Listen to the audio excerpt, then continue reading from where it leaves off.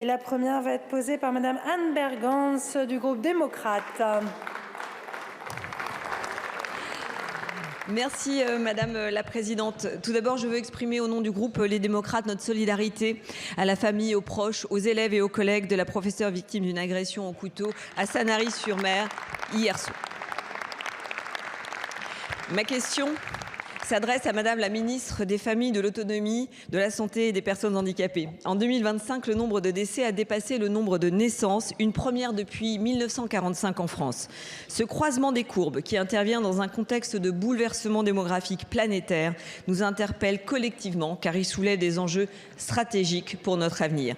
La démographie, c'est évidemment une question qui est au cœur de l'avenir de notre modèle social et de sa soutenabilité. C'est la question du potentiel et de la vitalité humaine d'une nation dans sa capacité à être plus forte face aux multiples défis et mutations. C'est la question aussi du levier migratoire et d'une intégration plus efficace, humaine et choisie. Notre politique familiale est-elle à la hauteur du défi que représente le vieillissement de la population ? Se saisir de cette question, ce n'est pas appeler à une politique nataliste, mais s'orienter vers une politique qui accompagne le désir d'enfant des nouvelles familles et qui garantisse l'épanouissement des parents comme des enfants. Je suis fière d'avoir contribué à vos côtés à une première avancée en tant que rapporteur de la branche famille avec la création du congé supplémentaire de naissance.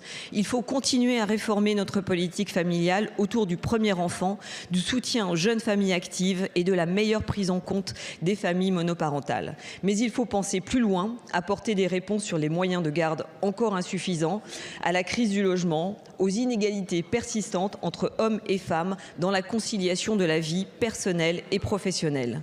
Penser plus loin, c'est surtout et aussi exiger un sursaut de responsabilité de la classe politique qui doit cesser d'avoir les yeux rivés sur l'échéance électorale suivante. Dette démocratique, éducative, sociale, écologique, financière et donc dette démographique. Madame la ministre, quelle action structurelle le gouvernement prévoit-il en ce sens, en particulier sur notre politique familiale ? Nous devons agir maintenant. Je vous remercie.